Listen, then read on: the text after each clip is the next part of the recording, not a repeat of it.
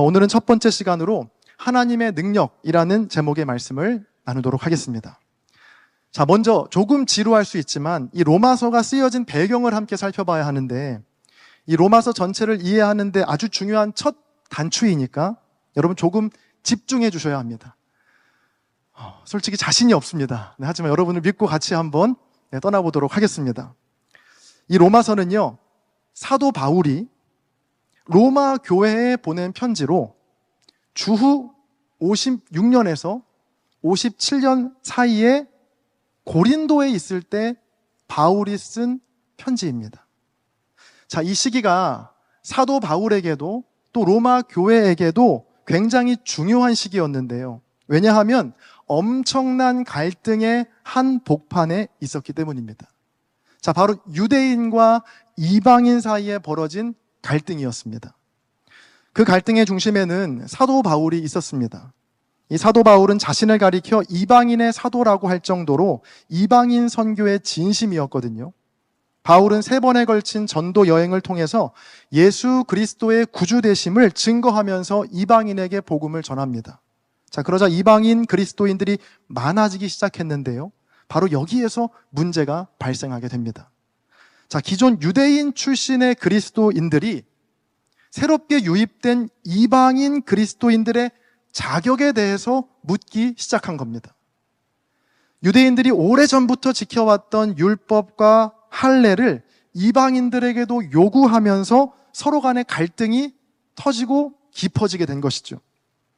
제가 앞서서 로마서가 기록된 시기가 주후 56년에서 57년 사이라고 말씀드렸는데, 이때가 언제냐면 사도 바울이 3번에 걸친 전도 여행을 다 끝마치고 예루살렘으로 돌아가는 길에 잠시 고린도에 머물고 있었을 때입니다. 자, 많은 사람들은요, 예루살렘으로 돌아가려는 바울을 뜯어 말렸습니다. 왜냐하면 예루살렘에는 바울의 이방인 선교를 굉장히 불편해하고 심지어 모욕적으로 생각하는 유대인들이 굉장히 많았거든요. 자, 그러나 바울은 예루살렘행을 고집합니다. 유대인과 이방인 모두에게 차별 없이 역사하시는 복음을 증거하는 것이 자기의 사명이라 여겼기 때문이죠. 같은 시기에 저 멀리 로마 교회에도요, 이와 비슷한 갈등이 벌어지고 있었습니다. 여러분, 로마 교회는 바울이 개척한 교회는 아니었습니다. 그러니까 이미 이전부터 로마 교회에는 이 교회 공동체가 있었거든요. 로마 교회 안에는 유대 그리스도인들과 이방인 그리스도인들이 섞여 있었습니다. 자, 그러다가 주후 49년에 당시 로마의 황제였던 클라우디우스가 로마에 살던 유대인들을 추방하는 칙령을 내립니다. 이 추방의 이유에 대해서도 설명할 것이 많지만 너무 말이 길어지기 때문에, 그럼 여러분이 오늘 설교 듣기를 포기하실까봐 저도 눈치가 있기 때문에 왜 추방당했는지는 생략하지만, 어쨌든 주후 49년에 유대인들이 로마에서 추방당했다라는 정도로만 기억하시고 넘기시면 됩니다. 자, 그렇게 주후 49년 이후로는 로마 교회 안에는 이제 유대 그리스도인들이 추방당했으니까 다 사라지고 이제 이방인 그리스도인들만 남게 된 것이죠. 자, 그러다가 클라우디우스 황제가 죽고 나서 로마의 다음 황제로 네로 황제가 즉위하게 됩니다.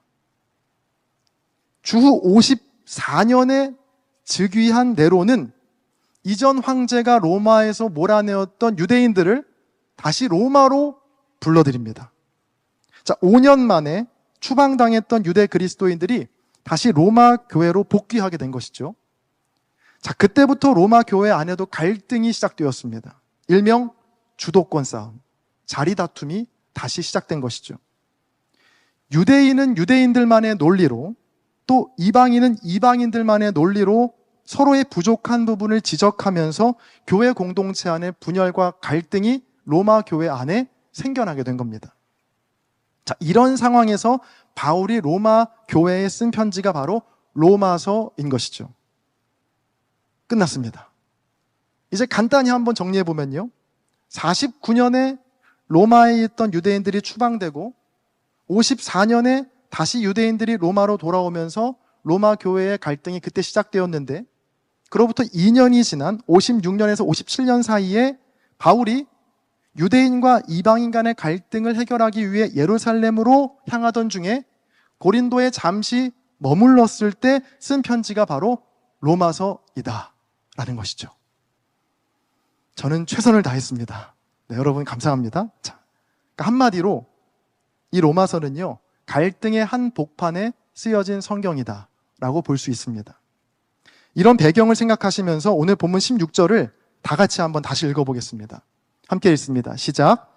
내가 복음을 부끄러워하지 아니하노니 이 복음은 모든 믿는 자에게 구원을 주시는 하나님의 능력이 됨이라. 먼저는 유대인에게요, 그리고 헬라인에게로다. 아멘. 자, 이러한 갈등의 한복판에 제시한 바울의 해결책은 바로 복음이었습니다.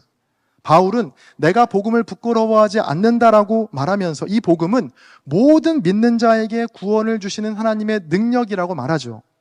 자, 여기에서 모든이라는 단어가 굉장히 중요합니다. 유대인이건 헬라인이건 누구라도 모두에게 구원을 주시는 하나님의 능력이 바로 복음이다 라고 바울이 말하고 있는 것이죠.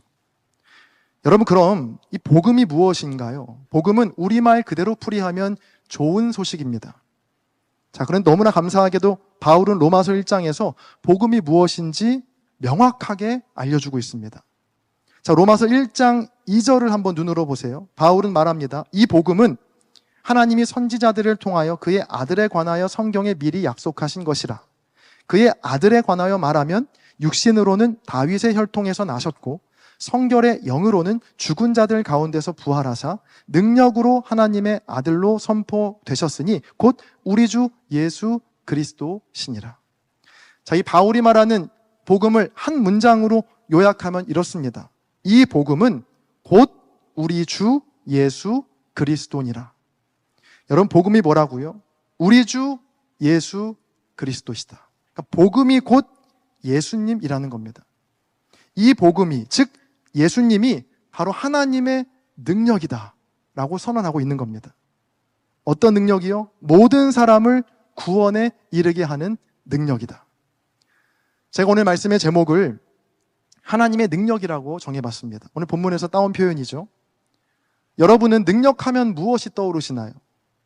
어떤 사람을 두고 능력이 좋다, 혹은 능력이 있다라고 말할 때는 그 사람이 가진 돈이나 힘이나 재능 등이 남들보다 우월하다는 것을 뜻하죠. 이처럼 사람의 능력은 사람 간의 차이와 우열을 가르는 기준으로 사용됩니다. 자, 그런데 하나님의 능력은 전혀 다르다는 겁니다. 사람 간의 차이와 우열을 가르는 기준이 아니고 도리어 모든 차이와 모든 우열을 무너뜨리는 힘이 바로 하나님의 능력이다 라고 바울은 말하고 있는 겁니다. 여러분, 유대 그리스도인들 입장에서요, 이방인 그리스도인들은요, 하나님의 백성이 될 자격이 없는 자들이었습니다. 어디 율법도 모르는 근본 없는 자들이, 할례도 행하지 않는 자들이 하나님의 백성이 될 수 있냐라고 하면서 우리는 너희들과 출신부터 다르다고, 레벨이 다른 우월한 민족이라고 이방인들을 무시했습니다. 반면 이방인 그리스도인들이 보기에 유대 그리스도인들은요, 천하의 몹쓸 백성이었습니다. 예수님을 십자가에 못 박혀 죽게 만든 장본인, 하나님의 백성임을 자처하면서도 정작 인간의 몸을 입고 오신 하나님의 아들을 섬기지는 못할 망정 죽게 만든 어리석은 자들이 바로 유대 그리스도인들이었거든요.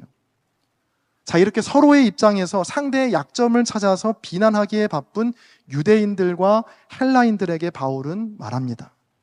내가 전하는 이 복음은 모든 믿는 자에게 구원을 주시는 하나님의 능력이다. 하나님은 유대인에게만 구원을 주시는 것도 아니고 헬라인에게만 구원을 주시는 것도 아니다. 예수 그리스도를 믿는 모든 자에게 차별 없이, 제한 없이 모두를 구원하시는 것이 바로 하나님의 능력이다. 자, 여러분, 그럼 제가 질문 하나 드리겠습니다.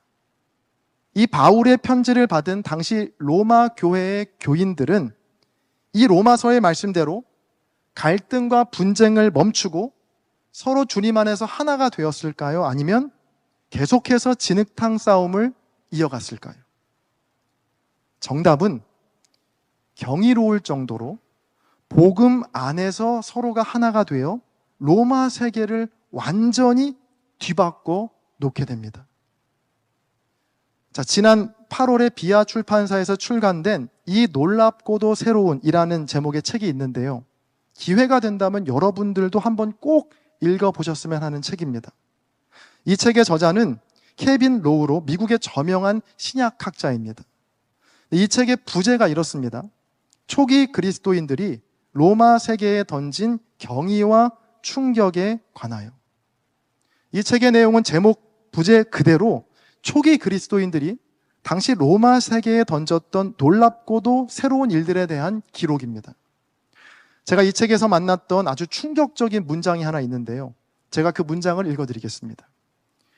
예수 그리스도가 인간이기에 모든 인간은 예수 그리스도다. 이 논리는 단순하면서도 심오했고 그 여파는 엄청났다. 역사에서 이는 완전히 새로운 인간이해였다. 여러분, 로마 세계에서 인간이란 로마의 시민권을 가진 사람만을 뜻했거든요. 로마의 시민권을 갖지 않은 자들, 특별히 가난하고 병든 자들은 로마 세계 안에서는 인간 이하의 취급을 받았습니다. 그리고 그것이 로마인에게도요, 전혀 거리끼는 일이 아니었습니다. 자, 그런데 그리스도인의 등장으로 모든 것이 바뀌었다는 겁니다. 그리스도인들에게 모든 사람은 곧 그리스도와 같았거든요. 그가 병들었건 가난하건 로마의 시민권자가 아니건 고아이건 과부이건 그들에겐 상관이 없었습니다. 예수 그리스도가 인간이기에 모든 인간은 예수 그리스도였거든요.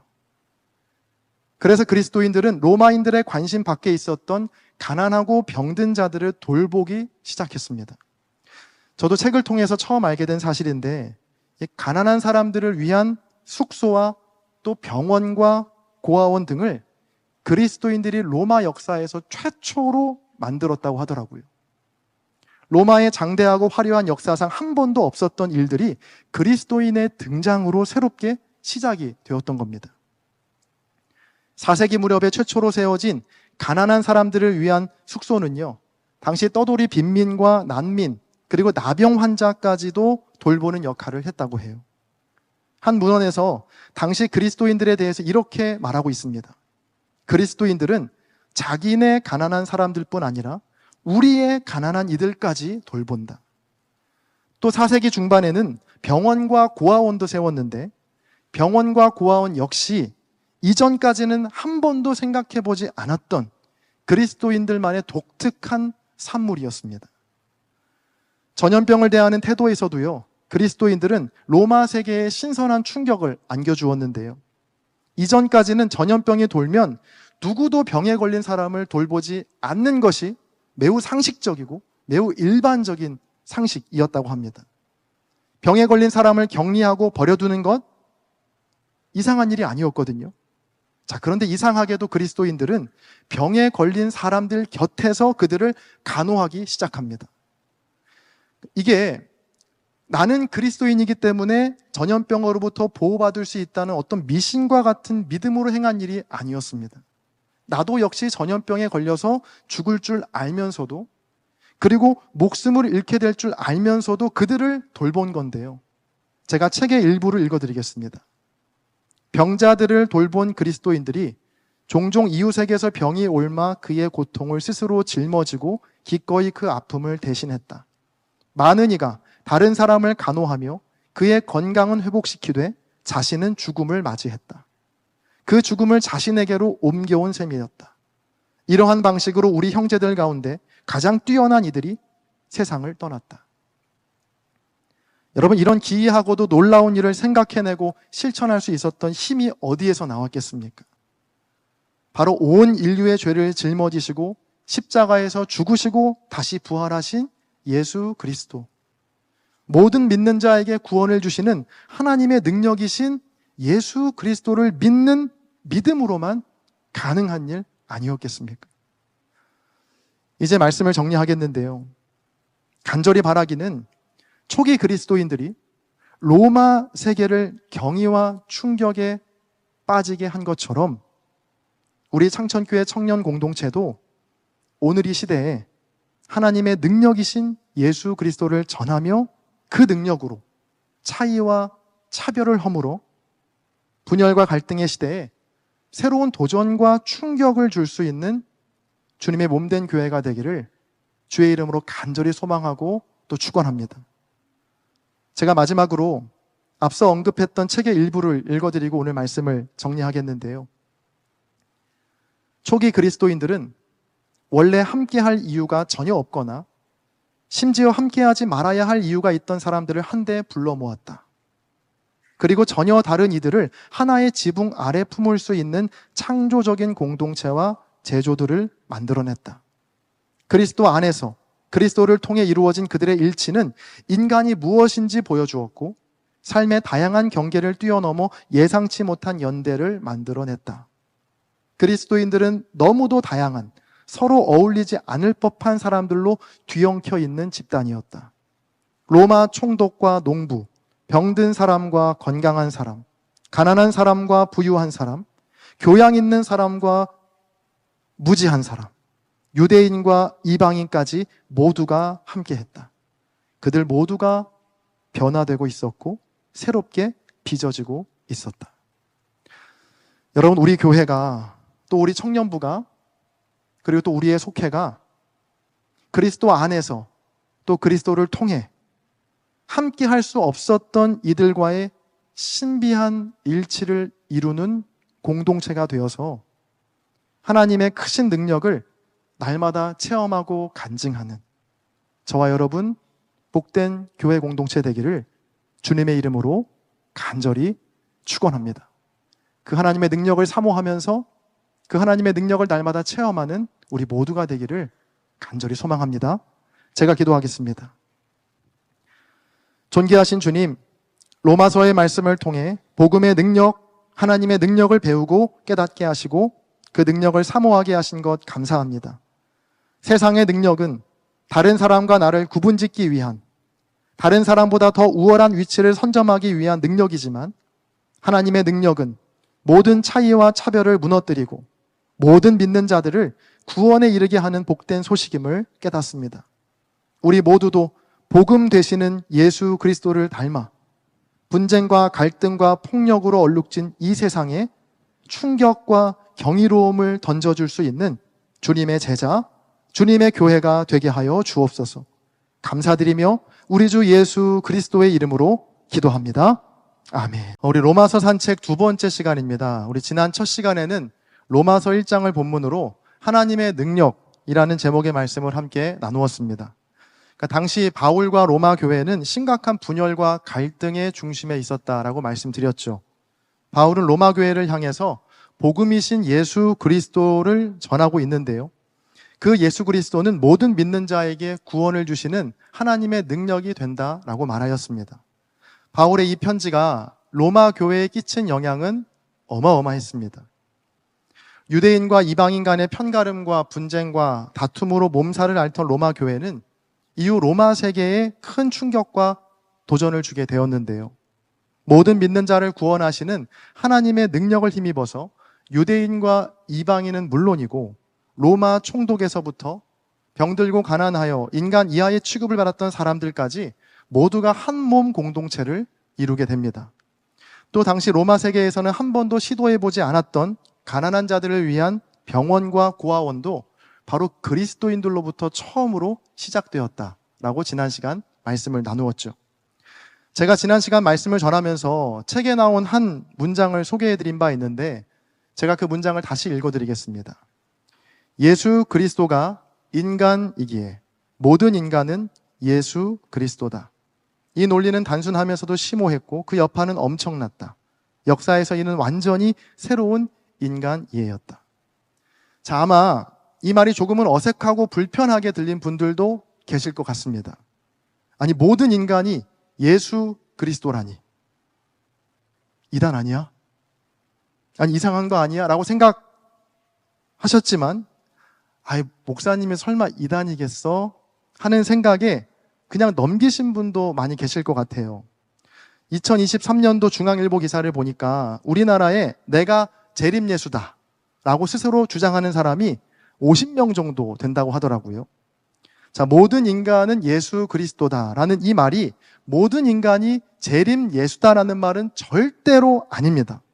어디 가서 여러분, 지난주 우리 목사님이 모든 인간이 재림예수가 된대 라고 말하고 다니시면 여러분 다음 주부터 제 얼굴을 못 보실 수 있습니다. 자, 이 모든 인간은 예수 그리스도라는 이 말을 제 언어로 다시 풀어서 설명해 보면 이렇습니다. 모든 인간은 예수 그리스도의 형상을 지닌 존재다. 자, 이 말을 다시 다 같이 한번 읽어볼까요? 시작. 모든 인간은 예수 그리스도의 형상을 지닌 존재다. 자, 여러분은 어떻게 느끼실지 모르겠지만 제가 느끼기에는요, 교회에서 사람에 대한 또 인간에 대한 이야기를 하면 뭔가 신령하지 않고 은혜가 떨어진다라고 여기는 분위기가 종종 있는 것 같습니다. 제 40년 신앙생활을 돌아봐도 교회에서 하나님이 어떤 분이신가는 참 많이 들어왔는데 인간이 어떻게 살아야 한다, 사람이라면 이래야 한다라는 말을 잘 들어보지는 못한 것 같거든요. 아주 가끔 사람에 대한 이야기를 할 때는 주로 모든 사람은 죄인이다, 인간은 악하다, 인간은 연약하다 라고 말하죠. 자, 그래서일까요? 자, 그래서 교회 안에서요, 인간적이다라는 말은 대개는 부정적인 느낌으로 많이 쓰이는 것 같습니다. 자, 물론 모든 사람은 죄인이고요, 모든 인간은 악하고 연약한 것 맞습니다. 성경에도 그렇게 쓰여 있죠. 자, 그런데 여러분, 성경에는요, 이렇게도 쓰여 있습니다. 우리 창세기 1장 27절을 보세요. 하나님이 자기 형상, 곧 하나님의 형상대로 사람을 창조하시되. 성경은 말합니다. 사람은 하나님의 형상으로 창조되었다. 즉 인간 안에는 하나님의 형상이 담겨 있다는 겁니다. 자, 그럼 이렇게 반문할 수 있어요. 에이, 목사님, 그건 죄를 짓기 전이고요, 죄 지었잖아요. 자, 그런데 아담과 하와가 에덴 동산에서 쫓겨난 뒤에 나오는 창세기 9장을 봐도 사람에게는 하나님의 형상이 여전히 담겨 있다는 것을 성경을 통해 확인할 수 있습니다. 죄로 인해서 하나님의 형상이 손상되고 왜곡되었지만 여전히 그 흔적이 인간 안에는 남아 있다는 겁니다. 자, 그런데 하나님의 아들이신 예수님께서 인간의 몸으로 이 땅에 오셔서, 즉 사람으로 오셔서 죄로 인해 손상되고 왜곡된 하나님의 형상을 온전히 회복하셨다. 그것이 바로 우리가 믿는 복음이죠. 골로새서 1장 15절의 말씀을 우리 다 같이 화면을 보시면서 함께 읽어보겠습니다. 함께 읽습니다. 시작. 그 예수 그리스도는 보이지 아니하는 하나님의 형상이시요 모든 피조물보다 먼저 나신 이시니 아멘. 여기에서 말하는 그는 예수 그리스도를 뜻하는데요, 그는 보이지 아니하시는 하나님의 형상이시다. 이 말을 바꾸어 표현하면 예수 그리스도는 보이지 않는 하나님의 형상을 드러내신 분이다 라고 볼 수 있죠. 자, 다시 정리해 보겠습니다. 모든 사람에게는 하나님의 형상이 담겨 있다. 그러나 죄로 인해 그 형상이 손상되고 왜곡되었다. 그런데 예수 그리스도께서 사람으로 오셔서 그 형상을 온전히 회복하셨다. 자, 그렇다면 이 예수 그리스도를 믿음으로 구원을 받았다고 하는 저와 여러분과 같은 그리스도인들의 남은 과제는 무엇이 되어야 하겠습니까? 그 답이 바로 오늘 우리가 읽은 로마서 8장에 담겨 있는데, 우리 8장 29절의 말씀을 한 목소리로 함께 읽어보겠습니다. 함께 읽습니다. 시작. 하나님이 미리 아신 자들을 또한 그 아들의 형상을 본받게 하기 위하여 미리 정하셨으니 이는 그로 많은 형제 중에서 맏아들이 되게 하려 하심이니라. 아멘. 자, 바로 그 아들의 형상, 즉 예수님의 형상을 우리도 똑같이 본받아야 한다는 겁니다. 그래서 오늘 말씀의 제목도 아들의 형상이라고 정해봤는데요. 자, 본문에 있는 본받다라는 말을 원어로 보면 같은 형태를 가진 또는 일치하는 이라는 뜻을 담고 있습니다.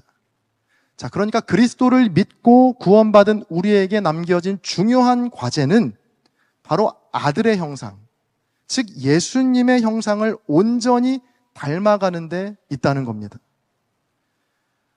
여러분, 하나님의 형상을 닮아야 한다, 하나님의 형상을 본받아야 한다라고만 하면 그 의미가 너무 추상적이어서 뭔가 신비로운 걸 해야 될 것 같고 남들이 모르는 뭔가 특별한 걸 해야 될 것 같지만, 우리가 본받고 닮아가야 할 하나님의 형상은 바로 아들의 형상, 즉 예수 그리스도의 모습이 되어야 한다는 겁니다. 그분의 가르침과 사역과 삶을 그대로 살아내는 것, 바로 사람으로 오신 주님께서 이 땅에서 사람들과 관계 맺으시고 그들을 대하시는 모습을 우리도 그대로 닮아가야 한다는 뜻입니다. 자, 간혹 교회에서 사회에서는 허용될 수 없는 말과 행동을 아무렇지 않게 하시는 분들이 계십니다. 그분들의 논리는 이런 것 같아요. 아니, 교회는 죄인들을 받아주는 곳이니까 내가 무슨 죄를 지어도 괜찮다는 마음에 사회에서는 하지 못했던 무례한 말이나 태도를 너무나 당당하게 하면서 이런 나를 받아주지 않으면 교회가 사랑이 없다, 교회가 이래도 되냐? 라고 하시는 분들이 아주 간혹 계시는 것 같습니다. 여러분, 그런데 이 말은요, 반은 맞고 또 반은 틀린 말입니다.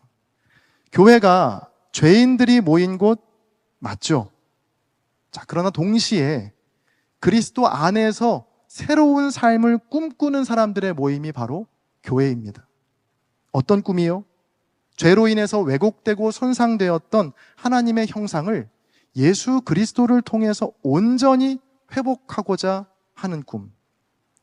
그래서 그분의 가르침을 따르면서 나의 말이, 나의 눈빛이, 나의 태도가 다른 사람에게 그리스도를 생각나게 하는 은혜의 통로가 되기를 바라는 사람들의 모임이 바로 이 교회라는 겁니다. 그래서 교회 공동체는요, 그 어떤 것보다 사람에 대한 존중, 사람에 대한 예의가 반드시 있어야 합니다. 내 곁에 있는 낯선 사람에게, 혹은 오늘 생전 처음 만난 사람에게도 그 사람 속에 하나님의 형상이 담겨 있음을 믿으면서 나는 그 사람에게 온전한 하나님의 형상을 드러내야 한다라는 거룩한 책임이 우리 모두에게 있기 때문입니다. 혹시 속으로, 아니 목사님, 도덕 시간인 줄 이렇게 생각하시는 분들이 있으실지 모르겠어요. 교회에서 중요한 건 예수님 믿고 천국 가는 거 아니에요. 잘 믿다가 천국만 가면 되지 무슨 책임이니, 존중이니, 예의니, 너무 영적이지 않고 인간적인 거 아닌가요? 라고 생각하시는 분들은 이곳에 없겠지만, 여러분, 그런데 정말 그냥 잘 믿다가 어느 날 우리가 천국으로 슝 올라가는 게 하나님께서 말씀하시는 구원의 전부일까요? 만약 그렇다면 예수님을 믿는 그 순간 하나님께서 우리를 하늘로 데려가시지 왜 굳이 우리를 죄 많고 복잡한 이 땅에 그대로 남겨두신 것일까요?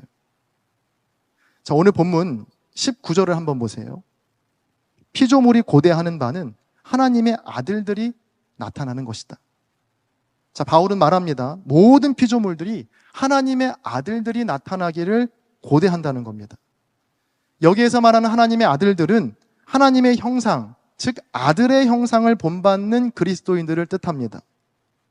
여러분, 피조물들이 고대하고 기다리는 하나님의 아들들의 모습이 무엇일까요? 나는 어차피 천국 가니까 세상이 어떻게 되건 누가 다치건 아파하건 죽어가건 그냥 해피하게 찬양하고 기도하면서 천국 갈 날만 기다리는 모습이겠습니까? 결코 아니죠. 왜곡되고 망가진 이 세상을 회복하기 위해 어떻게든 씨름하며 바꿔가려고 노력하는 모습, 그 모습을 기대하지 않겠어요? 바로 예수님께서 우리에게 가르쳐 주신 기도를 보면 그것을 더 명확하게 알 수 있습니다. 우리가 늘 외우는 주기도문입니다. 하늘에 계신 우리 아버지, 아버지의 이름을 거룩하게 하시며 아버지의 나라가 오게 하시며 아버지의 뜻이 하늘에서와 같이 땅에서도 이루어지게 하소서. 잠깐 이거를 띄워주세요. 예수님은 아버지의 나라로 가게 하시며 기도하라 하지 않으시고요, 아버지의 나라가 내가 있는 이 땅에 오게 하시며, 그리고 아버지의 뜻이 하늘에서만 나타나는 것이 아니고 이 땅에서도 이루어지게 해달라고 기도할 것을 우리에게 당부하셨다는 거예요. 자, 이제 넘기셔도 됩니다. 바로 우리가 발딛고 살아가는 아픔과 고민과 상처 많은 이 땅, 나의 삶의 터전에 하나님의 나라가 오게 하는 것, 그리고 하나님의 뜻이 이 땅, 나의 삶 가운데 이루어지게 하는 것, 이것이 바로 구원받은 우리가 오늘도 이 땅을 살아가는 이유인 것입니다. 제가 너무 조금 어렵고 방대하고 큰 이야기만 했던 것 같은데, 그럼 오늘 우리의 삶에서 또 우리 속회와 우리 교회 공동체에서 우리가 본받아야 할 아들의 형상이 무엇인지 우리 말씀 한 구절만 살펴보고 오늘 말씀을 정리하려고 합니다. 골로새서 3장 12절부터 15절까지의 말씀을 가져왔는데 새 번역 성경입니다. 우리 함께 천천히 같이 읽어보시죠. 함께 읽겠습니다. 시작. 그러므로 여러분은 하나님의 택하심을 입은 사랑받는 거룩한 사람답게 동정심과 친절함과 겸손함과 온유함과 오래 참음을 옷 입듯이 입으십시오. 누가 누구에게 불평할 일이 있더라도 서로 용납하여 주고 서로 용서하여 주십시오. 주님께서 여러분을 용서하신 것과 같이 여러분도 서로 용서하십시오. 이 모든 것 위에 사랑을 더하십시오. 사랑은 완전하게 묶는 띠입니다.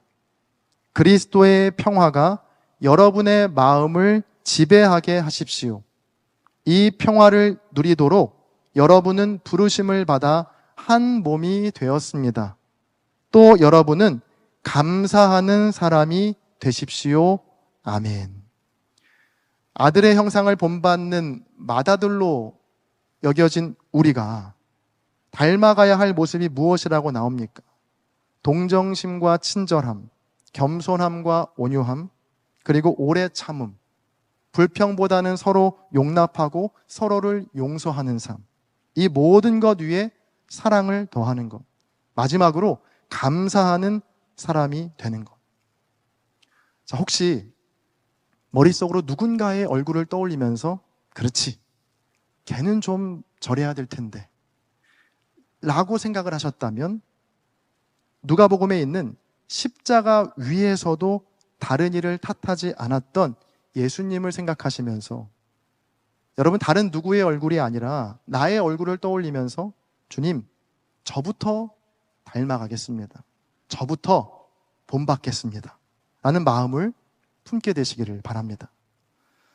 방금 읽은 골로새서 3장 말씀에서 저는 12절 말씀이 참 좋더라고요. 그 중에서도 하나님의 택하심을 입은 사랑받는 거룩한 사람답게. 자, 이 사람답게라는 말이 제게 깊은 울림을 주었습니다. 아, 그렇지. 사람답게 살아야지. 구원받은 사람답게, 하나님의 사랑받은 거룩한 사람답게 살아야지. 라는 생각이 계속 들더라고요. 바라기는 우리 청년 공동체가 거룩한 사람답게 사는 사람들로 가득한 공동체가 되기를 간절히 소망합니다. 여러분, 그런데요, 이 사람답게 사는 거 생각보다 쉽지 않습니다. 누군가를 용서하고 용납하는 일이, 또 친절함과 겸손함으로 감사하며 사는 삶이 여러분 보통 어려운 게 아닙니다. 어떤 때는요, 차라리 영적인 일이 더 쉬워 보일 때가 있습니다. 이 영적인 일은 하나님과 나와의 관계 속에서만 풀어내면 될 것 같거든요. 그러니까 일단 하나님은 신실하시고 사랑이 많으시니까 변수가 나밖에 없는데, 그래서 나만 잘하면 되는 게 영적인 문제인 것 같은데, 사람답게 살려면 나 말고도 최대의 변수, 또 다른 사람이 존재하거든요. 그래서 여간 복잡하고 어려운 일이 아닙니다. 자, 그런데 여기서부터 한번 잘 들어보세요. 이렇게 사람답게 사는 삶이 참 어렵기 때문에 역설적이게도 우리는 더욱 영적인 것을 사모해야 합니다. 제가 다시 한번 말씀드릴게요. 사람답게 사는 삶이 참 어렵기 때문에 우리는 그래서 더욱 영적인 삶을 사모해야 합니다. 그 이유를 오늘 본문 26절이 말해주고 있어요. 우리 26절의 말씀을 함께 읽겠습니다. 시작. 이와 같이 성령도 우리의 연약함을 도우시나니 우리는 마땅히 기도할 바를 알지 못하나 오직 성령이 말할 수 없는 탄식으로 우리를 위하여 친히 간구하시느니라. 아멘. 사람답게 살지 못하는, 하나님의 형상을 온전히 드러내는 삶을 살기 어려운 우리를 위해서, 이 연약한 우리를 위해 성령께서 친히 도우신다 약속하신 겁니다. 어디서부터 시작해야 할지, 어떻게 해야 할지 몰라 기도조차 할 수 없을 때조차라도 성령께서는 우리를 위해서 기도해 주시고 우리의 연약함을 도우시는 분이라는 거예요. 우리가 매주 이렇게 모여서 함께 예배하는 이유, 아니 매일 기도하고 매일 찬양하고 매일 하나님의 도우심을 구하는 이유가 바로 여기에 있습니다. 자, 물론 우리는요, 구원받기 위해서 예배합니다. 또 구원에 감격하여 예배해요. 그것이 틀렸다거나 잘못됐다는 게 전혀 아닙니다. 그러나 우리는 모든 피조물의 구원을 위해서도 함께 예배하고 기도해야 합니다. 나의 모습이 예수님 닮은 거룩한 사람답게 변화되어서 모든 피조물들이 그토록 고대하는 하나님의 자녀로 살아가야 할 책무가 우리에게 있다는 겁니다. 자, 그래서 망가지고 왜곡된 세상 속에서 고통받고 신음하는 모든 피조물들의 회복을 위해서, 좁게는 가족과 친구와 속회 식구들과의 관계에서부터, 넓게는 식물과 동물, 그리고 온 피조 세계의 관계에 이르기까지 그들과 그리스도 안에서 한 몸을 이루는 것. 여러분, 이러한 하나님의 놀라운 구원의 역사가 저와 여러분을 통해 또 우리 공동체를 통해서 이루어지기를 간절히 소망합니다. 이것은 우리의 힘으로 이룰 수 있는 것이 아니기에 우리는 더욱더 연약함을 도우시는 성령을 구하며 기도해야 한다는 겁니다. 그 아들의 형상을 닮은 하나님의 사람들로 인해서 하나님의 나라가 우리가 속한 모든 곳에 임하게 하여 주옵소서. 바로 주님께서 우리에게 가르쳐 주신 이 기도가 저와 여러분을 통해서 응답되기를 주님의 이름으로 간절히 축원합니다. 아멘. 제가 기도하겠습니다. 존귀하신 주님, 하나님께서 이루시는 구원은 나 한 사람의 구원뿐 아니라 모든 피조물의 구원임을 깨닫습니다. 구원받기 위해, 그리고 구원에 감격하여 예배를 드리는 우리이지만 또한 모든 피조물의 구원을 위해서도 예배하고 기도하는 교회 공동체가 되게 하여 주옵소서. 무엇보다 우리 청년 공동체가 사람답게 살기 위해 애쓰는 공동체가 되기를 소망합니다. 예수님을 닮기 위한 우리의 노력과 애씀이 번번이 실패하고 좌절될 때, 그럴 때마다 우리의 연약함을 도우시는 성령님을 구하게 하시고 날마다 그리스도의 형상으로 빚어져가는 은총을 허락하여 주옵소서. 감사드리며 우리 주 예수 그리스도의 이름으로 기도합니다. 아멘. 로마서 산책 세 번째 시간입니다. 오늘은 하나님의 열심이라는 제목으로 함께 말씀 나누겠습니다. 사도 바울 하면 떠오르는 첫 번째 이미지는 아마 이방인의 사도라는 이미지일 겁니다. 유대와 예루살렘에만 머물러 있었던 복음을 땅끝까지 전한 사람이 바로 바울이었거든요. 로마서 11장에서 바울은 자신에게 붙여진 이방인의 사도라는 직분을 영광스럽게 여긴다라고 말하였습니다. 자, 그러나 바울의 삶은 영광스럽지 않았습니다. 고린도 후서 11장 23절 이하에 보면 바울이 이방인의 사도로 살면서 받았던 박해와 어려움에 대한 기록이 나와 있는데 제가 그 부분을 읽어드리겠습니다. 내가 수고를 넘치도록 하고 옥에 갇히기도 더 많이 하고 매도 수없이 맞고 여러 번 죽을 뻔하였으니 유대인들에게 40에서 하나 감한매를 5번 맞았으며 3번 태장으로 맞고 1번 돌로 맞고 3번 파선하고 일주야를 깊은 바다에서 지냈으며 여러 번 여행하면서 강의 위험과 강도의 위험과 동족의 위험과 이방인의 위험과 시내의 위험과 광야의 위험과 바다의 위험과 거짓 천지 중에 위험을 당하고 또 수고하며 애쓰고 여러 번 자지 못하고 줄이며 목마르고 여러 번 굶고 춥고 헐벗었노라. 자, 이방인에게 복음을 전하는 바울을 번번이 막아선 건 바로 유대인들이었습니다. 유대인들은 바울이 복음을 전하는 곳마다 쫓아와서 방해를 하고 심지어 폭력과 위해를 가하기까지 했습니다. 오늘 본문인 로마서 10장은 바로 그 유대인들에 대한 바울의 마음이 담겨 있는 본문입니다. 자, 1절의 말씀 다 같이 한번 읽어보도록 하겠습니다. 함께 읽습니다. 시작. 형제들아, 내 마음에 원하는 바와 하나님께 구하는 바는 이스라엘을 위함이니 곧 그들로 구원을 받게 함이라. 아멘. 자, 같은 본문의 세번역 성경을 이렇게 옮기고 있습니다. 형제자매 여러분, 내 마음의 간절한 소원과 내 동족을 위하여 하나님께 드리는 내 기도의 내용은 그들이 구원을 얻는 일입니다. 자, 바울의 간절한 소원이 무엇이라고 나와 있습니까? 동족 이스라엘의 구원이었습니다. 자신을 그토록 박해하고 죽이려 했던 유대인들의 구원, 그것이 바로 바울의 소원이었습니다. 여러분, 너무나 의외고 또 놀랍지 않습니까? 그렇게 괴롭힘을 당하고 매를 맞고 욕을 먹었는데도 유대인들의 구원이 자기의 간절한 소원이다라고 또 기도의 제목이라고 말하는 이 바울의 고백. 자, 만약 여러분이 고의로든 실수로든 누군가를 아프게 하고 한번 누군가를 괴롭혔다라고 한번 생각해 보세요. 그런데 어느 날 들려오는 소문이 내가 아프게 한 그 사람이 나의 구원에 대해 걱정하면서 나를 위해 기도하고 있다는 소식을 듣게 된 겁니다. 그럼 여러분은 어떤 반응을 보이시겠습니까?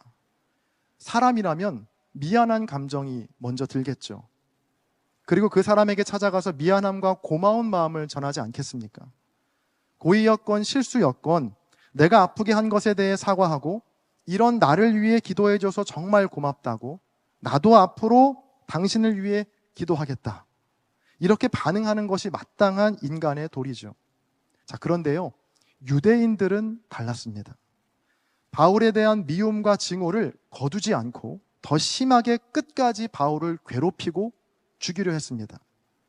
바울은 심지어 로마서 9장 3절에 보면 나의 동족과 나의 형제를 위해서라면 내가 저주를 받아서 그리스도에게서 끊어져도 괜찮다라고까지 말하고 있거든요. 자, 그런데도 유대인들은 꿈쩍도 하지 않았습니다. 아니, 이런 바울의 말이 그들을 더 자극하고 불쾌하게 만들었습니다. 자, 여러분 생각해 보세요.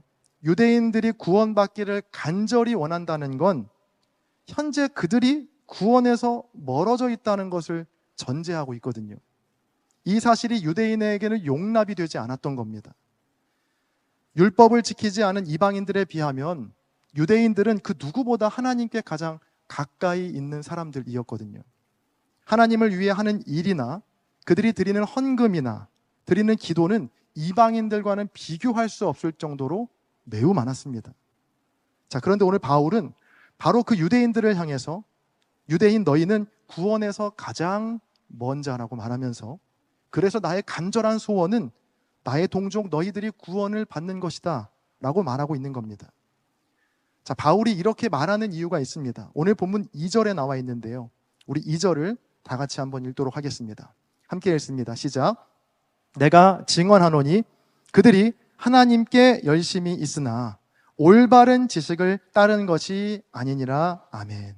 자, 바울은 지적합니다. 그들, 즉 너희 유대인들은 하나님께 열심은 있다. 그러나 그 열심이 올바른 지식을 따른 것이 아니다라고 진단하고 있습니다. 자, 유대인들은 이방인들보다 여러모로 꽤 괜찮은 사람들이었습니다. 율법에 정통했던 바리새인까지는 아니더라도 사두개인, 율법학자, 그리고 평범한 백성들까지 누구보다 하나님께 열심히 있던 민족이었죠. 할례를 행했고요, 613가지나 되는 계명을 만들어서 어떻게든 하나님의 말씀을 잘 지키려고 애를 썼던 민족입니다. 인류 역사상 이토록 하나님께 진심인 민족이 있나 싶을 정도로 하나님께 열심을 냈던 유대인들이죠. 자, 이렇게나 하나님께 열심히 있었던 그들이 왜 이렇게 구원과 멀리 떨어져 버린 것일까? 바로 하나님께만 열심히 있었기 때문입니다. 하나님께만.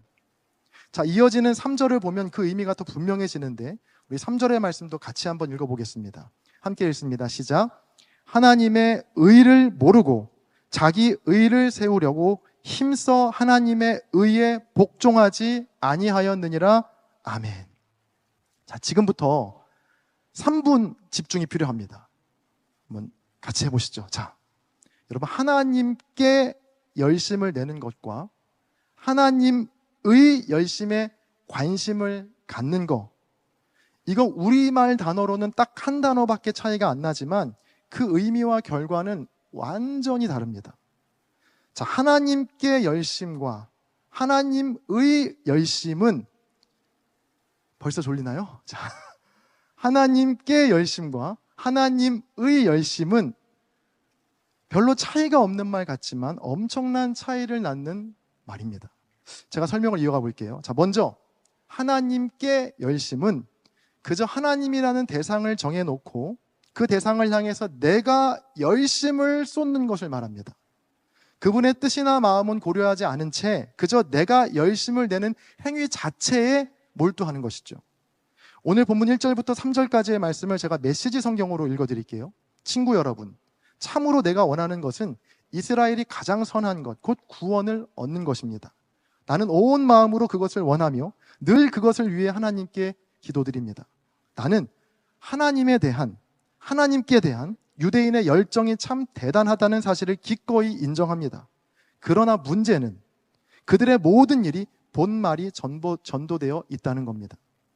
모든 것을 바로 세우는 이 구원의 일은 하나님이 하시는 사업이며 그것도 대단히 번창하고 있는 사업이라는 사실을 그들은 깨닫지 못하고 있습니다. 그래서 그들은 길거리 바로 맞은편에 자신들의 구원 판매점을 차려놓고서 요란스럽게 자신들의 물건을 팔고 있습니다.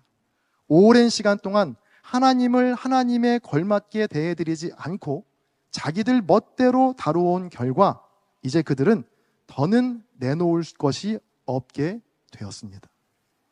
자, 이 말씀에서 하나님께 대한 유대인의 열정을 바울도 인정합니다. 자, 그러나 문제가 무엇이죠? 하나님께 드리는 자기들의 맹목적인 열심 때문에 정작 하나님의 열심, 즉 하나님께서 하시는 일이 얼마나 위대하고 대단하고 큰지를 그들이 깨닫지 못했다는 겁니다. 자, 그러나 반대로 하나님의 열심은 다릅니다. 하나님의 열심은 하나님께서 무엇에 열심을 내고 계시는지 하나님의 뜻과 마음에 관심을 기울이는 것을 뜻합니다. 자신의 의를 위한 맹목적인 열심이 아니고 하나님의 열심을 이루기 위한 온전한 순종의 삶을 뜻하는 것이죠. 이런 삶은 하나님께만 열심을 내는 것으로는 결코 다다를 수 없습니다. 왜냐하면 때로는 하나님 뜻에 나의 뜻을 굽히기도 해야 하고요. 하나님의 열심을 이루기 위해 나의 열심을 조금 내려놓아야 할 때도 있기 때문입니다. 자, 오늘 본문 로마서 10장 전체를 통해서 바울은 하나님의 열심이 무엇인가를 우리에게 알려주고 있습니다. 우리가 다 읽지 않았지만 5절 이하에 보면 예수님을 통해서 모든 자에게 의, 즉 구원을 이루시는 것. 그래서 누구든지 주의 이름을 부르는 자는 구원을 받게 하시는 것이 바로 하나님의 열심이라는 겁니다. 자, 이렇게 바울이 유대인들의 잘못을 정확하게 꼬집을 수 있었던 이유는요, 바울 자신이 먼저 그렇게 삶을 살았기 때문입니다. 바울의 삶도 이 하나님의 열심, 하나님의 의에 순종하기 전까지는 하나님께 대한 자기의 열심만을 쫓아서 살았었거든요. 예수 그리스도를 알기 전 바울은 자신의 삶을 사도행전 22장 3절에서 이렇게 소개합니다. 나는 유대인으로 길리기아 다소에서 났고 이성에서 자라 가말리엘의 문화에서 우리 조상들의 엄한 교훈을 받았고 오늘 너희 모든 사람처럼 유대인처럼 하나님께 대하여 열심히 있는 자라. 자, 바울은 자신을 하나님께 대하여 열심히 있던 자라고 소개하고 있습니다. 그 열심으로 아무렇지도 않게 사람을 괴롭히고 다치게 했죠. 디모데전서 1장 13절을 보세요. 내가 전에는 비방자요, 박해자요, 폭행자였으나 도리어 긍휼을 입은 것은 내가 믿지 아니할 때에 알지 못하고 행하였음이라. 아멘. 자, 그러나 그가 하나님의 열심에 관심을 갖고 예수 그리스도를 통해 모든 일을 구원하시려는 그 하나님의 의를 깨닫게 된 후에 바울은 완전히 다른 사람이 됩니다. 고린도후서 11장 2절을 보세요.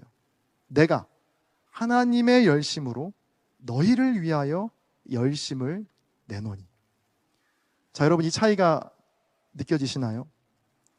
하나님께 대한 자기의 열심에 사로잡혀 있을 때는 사람을 아무렇지도 않게 폭행하고 죽였던 바울이지만, 하나님의 열심을 깨닫게 된 후에 그는 사람을 살리는 사람으로 변화됩니다.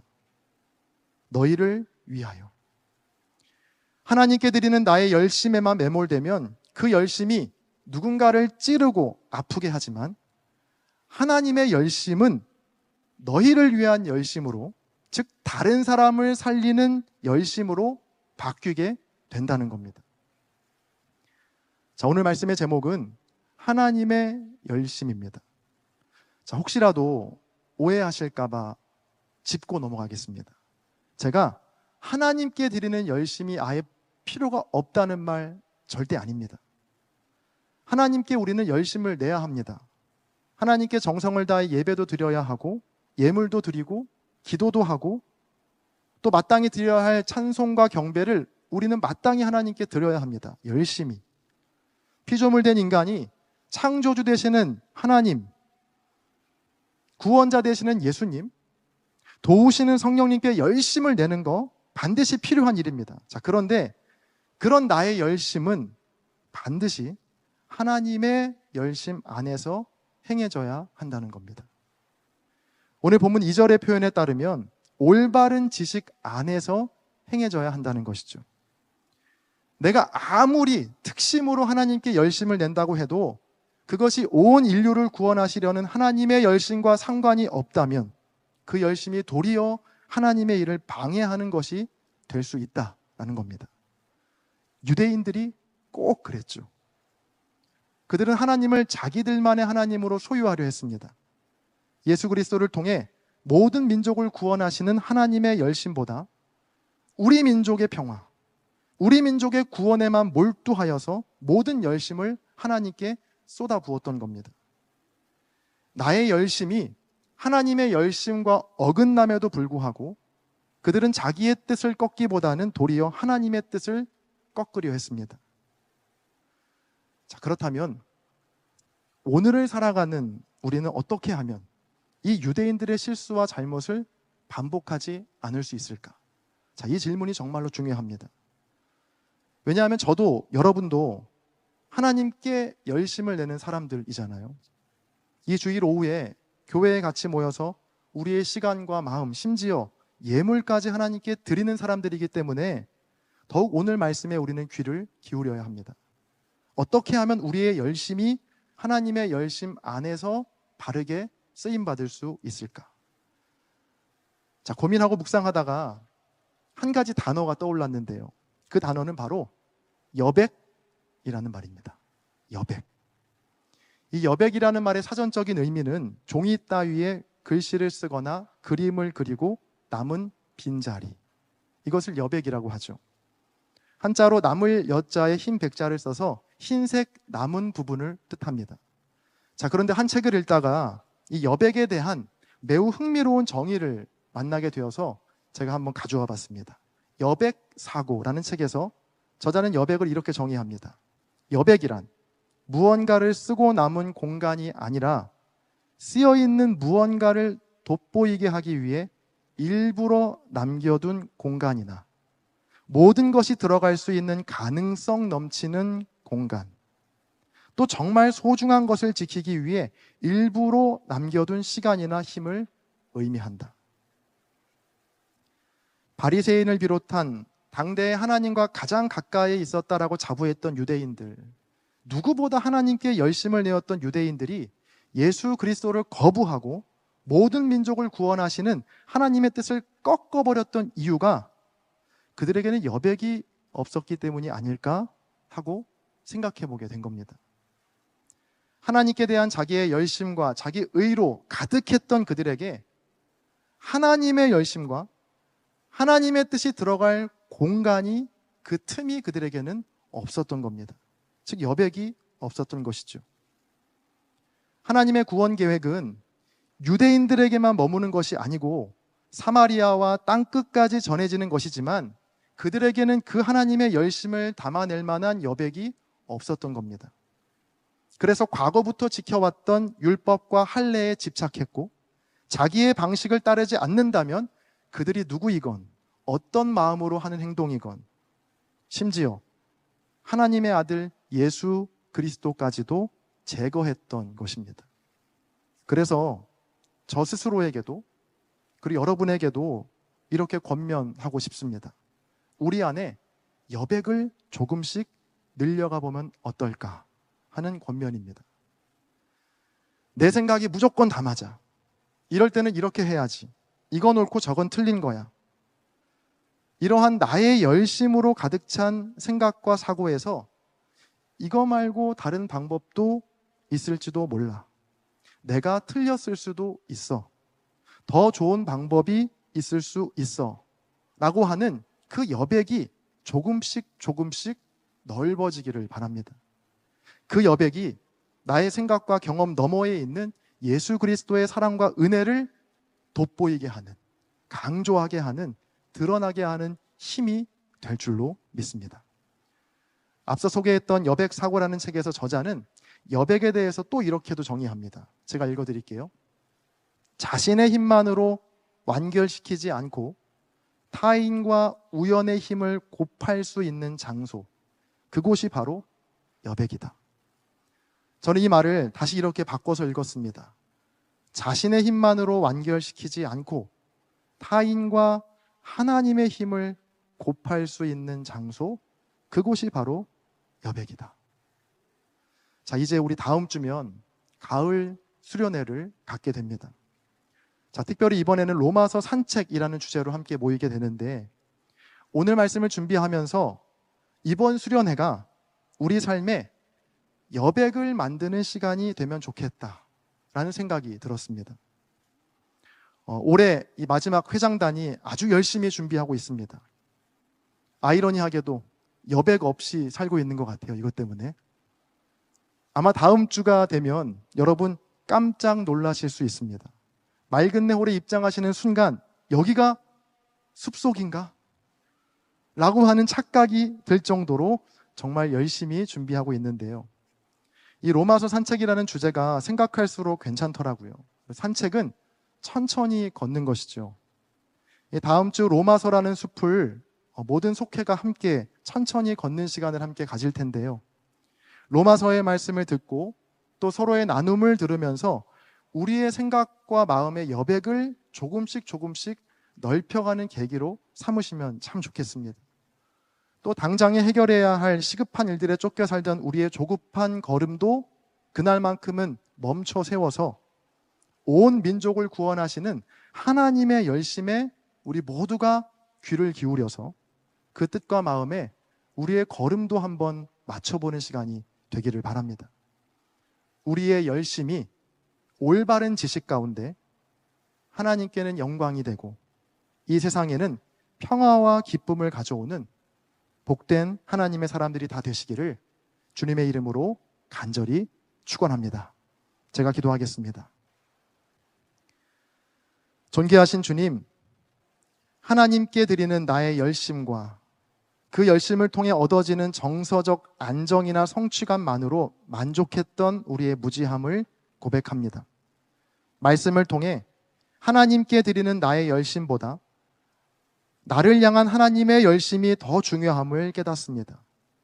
주님, 우리의 전 존재가 모든 사람을 구원하기 원하시는 하나님의 넓으신 사랑을 드러내는 도구가 되게 하시고 차별 없이 모든 사람의 주가 되기 원하시는 하나님의 크신 뜻을 전하는 삶이 되게 하여 주옵소서. 그리하여 늘 하나님과 가까이 거하는, 또 두렵고 떨림으로 구원을 이루는 겸손한 주의 자녀들 다 되게 하여 주옵소서. 감사드리며 우리 주 예수 그리스도의 이름으로 기도합니다. 아멘. 오늘은 로마서 산책 마지막 시간입니다. 또 네 번째 시간이고요. 잠시 돌아보면 첫 번째 시간에는 로마서 1장을 중심으로 하나님의 능력이라는 제목의 말씀을 나누었고, 두 번째 시간에는 로마서 8장을 중심으로 아들의 형상이라는 제목의 말씀을 나누었죠. 그리고 지난주에는 로마서 10장을 중심으로 하나님의 열심이라는 제목의 말씀 나누었고, 이제 네 번째 시간이자 마지막 시간인 오늘 로마서 14장을 중심으로 하나님의 기쁨이라는 제목의 말씀 여러분과 함께 나누려고 합니다. 16장으로 이루어진 로마서는 다른 서신들에 비해서 구조가 매우 명확합니다. 그러니까 네 부분으로 딱 나뉘는데요. 1장부터 4장까지가 한 묶음, 5장부터 8장까지가 한 묶음, 9장부터 11장까지가 한 묶음, 마지막 12장부터 16장까지가 한 묶음, 총 네 부분으로 나눌 수 있습니다. 저도 이 로마서의 구성을 따라가면서 함께 시리즈를 준비한 건데요. 첫 번째 시간에는 로마서 1장을, 두 번째 시간에는 로마서 8장을, 세 번째 시간에는 로마서 10장을, 마지막 오늘 네 번째 시간에는 로마서 14장을 본문으로 나름대로 꽤 치밀하게 준비했다는 점 아무도 모르실까 봐 제가 말씀드렸고요. 자세한 내용은 우리 가을 수련회 때 잠시 후에 나누도록 하겠습니다. 자, 로마라는 이 거대 도시에서 예수님을 믿고 예수님을 주라고 고백하고 교회 공동체를 이룬다는 건요, 생각보다 엄청난 희생과 불이익을 감수해야 하는 일이었습니다. 로마의 황제를 구원자, 주님이라고 부르던 당시 사회에서 황제가 아닌 예수 그리스도를 주로 고백한다는 건 사실 언제 죽어도 이상할 것이 없는 목숨을 건 행위였거든요. 자, 그런 사람들로 똘똘 뭉쳐진 공동체가 바로 로마 교회였습니다. 생각해 보세요. 얼마나 그 사람들 간에 단단하고 또 끈끈했겠어요. 자, 그런데 오늘 본문인 로마서 14장에서 바울은 이런 로마 교회를 향해 전혀 뜻밖의 문제를 지적하고 있습니다. 우리 14장 1절부터 3절까지의 말씀을 제가 읽어드리겠습니다. 믿음이 연약한 자를 너희가 받되 그의 의견을 비판하지 말라. 어떤 사람은 모든 것을 먹을 만한 믿음이 있고 믿음이 연약한 자는 채소만 먹느니라. 먹는 자는 먹지 않는 자를 업신여기지 말고 먹지 않는 자는 먹는 자를 비판하지 말라. 이는 하나님이 그를 받으셨습니다. 자, 로마 교회 안에 먹는 걸로 문제가 생긴 겁니다. 이 로마서 산책 첫 시간에 제가 로마 교회 안에 있었던 갈등에 대해서 잠깐 언급해드린 적이 있는데, 바로 유대 그리스도인들과 이방 그리스도인들 간의 갈등이었죠. 제가 이해를 돕기 위해서 유대 그리스도인들은 채소파라고 앞으로 부를 거고요, 이방 그리스도인들은 고기파라고 부를 겁니다. 요거 계속 띄워주세요. 요 자막.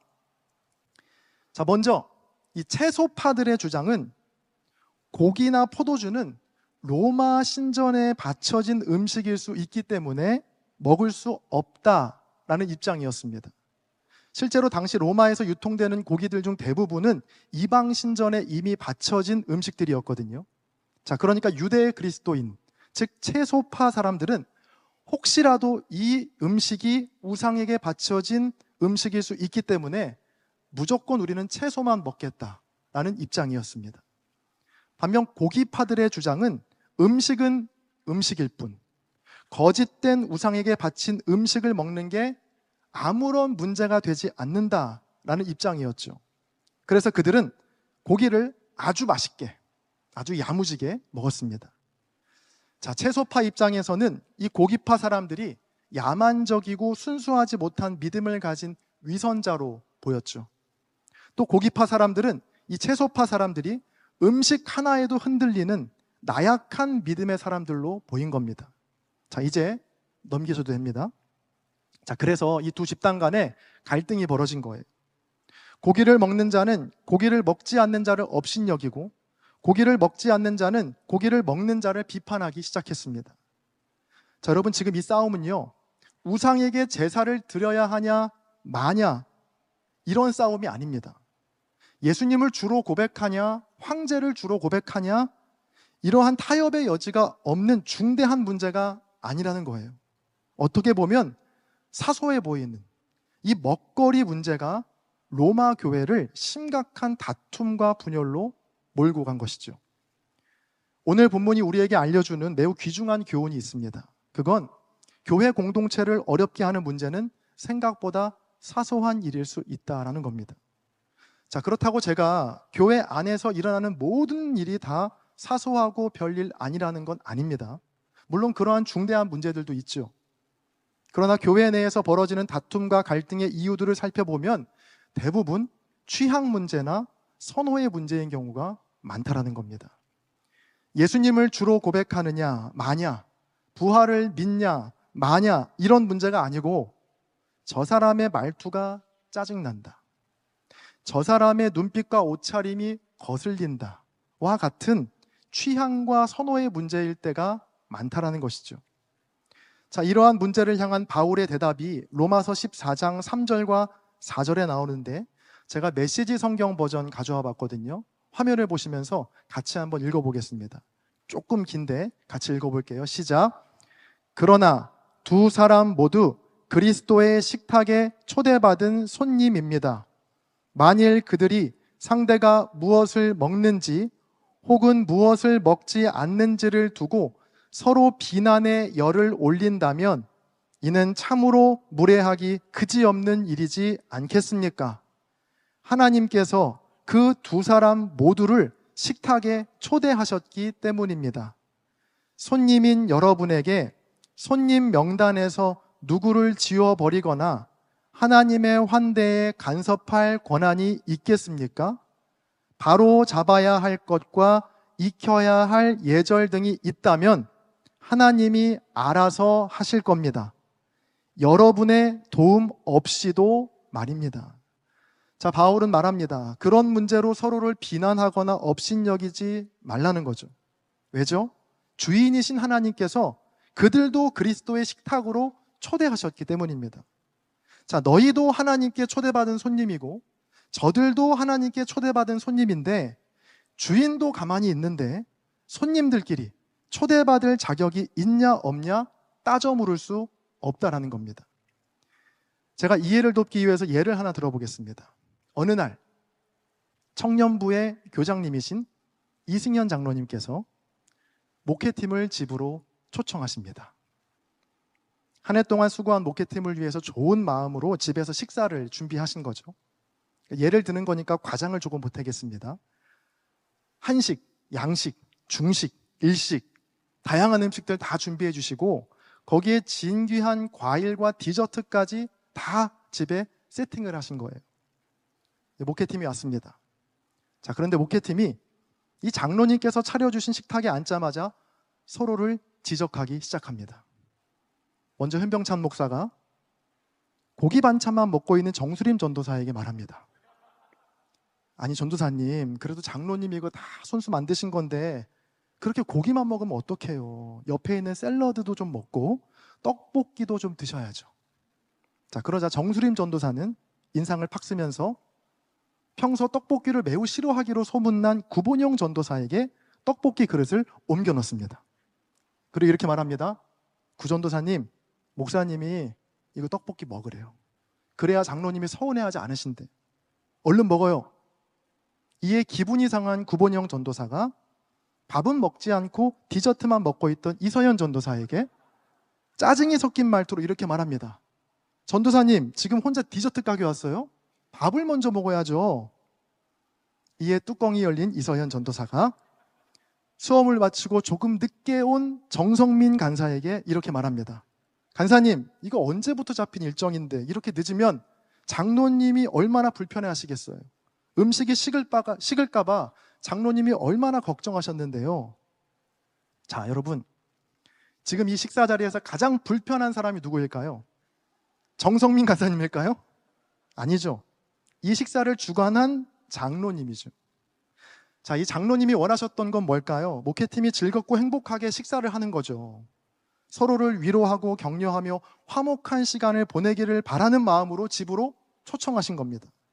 자, 그런데 그 집에서 그 식탁 앞에서 서로에게 면박을 주고 다투고 싸우고 있으니 얼마나 속이 상하시겠어요.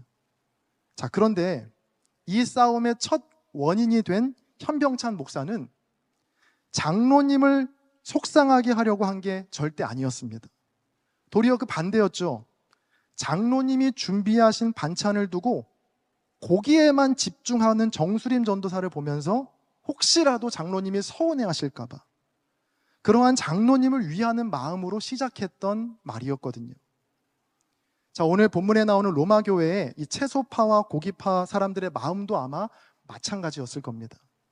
모두가 하나님을 위하는 마음으로 서로의 문제를 지적한 겁니다. 자, 그런데 그것이 하나님의 마음을 아프게 했습니다. 자, 오늘 말씀의 제목은 하나님의 기쁨인데요.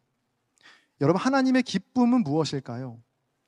작년부터 3부 예배 시간에 이 특송이 없는 주간에는 봉헌 찬양으로 우리가 나 주님의 기쁨 되기 원하네 라는 찬양 늘 부르고 있는데, 주님의 기쁨, 즉 하나님의 기쁨을 위해서 우리는 어떤 삶을 살아가야 할까요?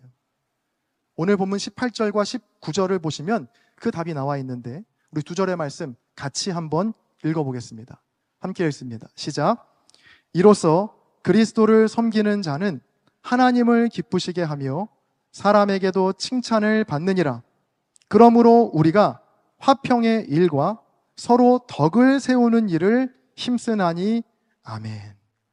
하나님께서 차려놓으신 구원의 식탁에 초대된 모든 이들을 함부로 판단하거나 제한하는 것이 아니라 서로 화평을 이루고 덕을 세우는 것, 그것이 바로 하나님께서 기뻐하시는 일이다라고 오늘 본문은 말해주고 있는 겁니다.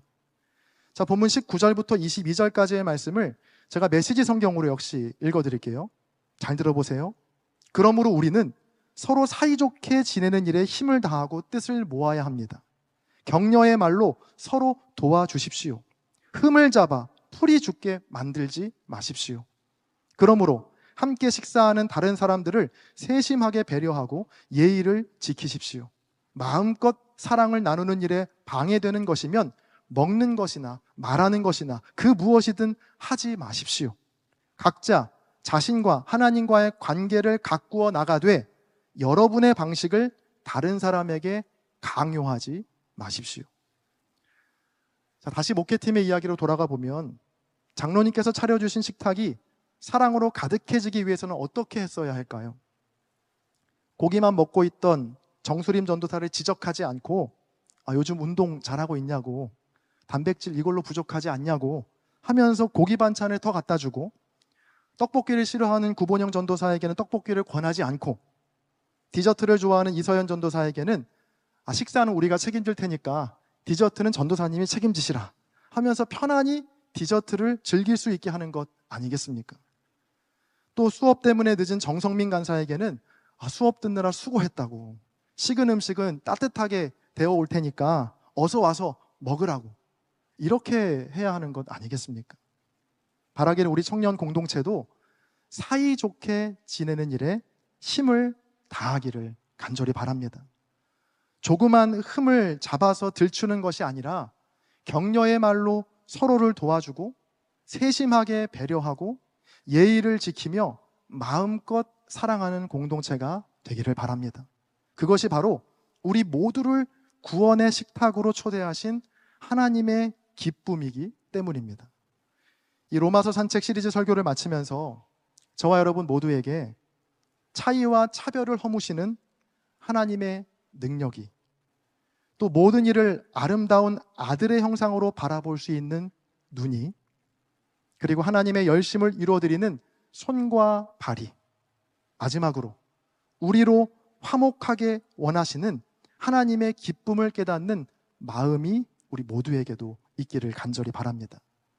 그럴 때 우리가 속한 공동체가 세상을 놀라게 할 하나님의 나라로, 하나님의 공동체로 변화되어 갈 줄로 믿습니다.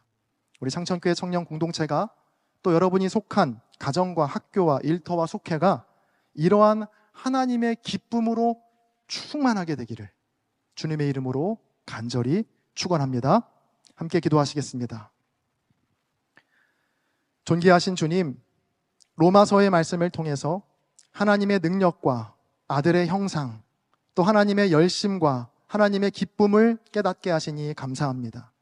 들은 말씀 마음에 깊이 새기게 하시고 우리의 삶이 하나님께서 차려놓으신 구원의 식탁에서 마음껏 나누며 사랑하는 하나님의 기쁨 되는 인생이 되게 하여 주옵소서. 감사드리며 우리 주 예수 그리스도의 이름으로 기도합니다. 아멘.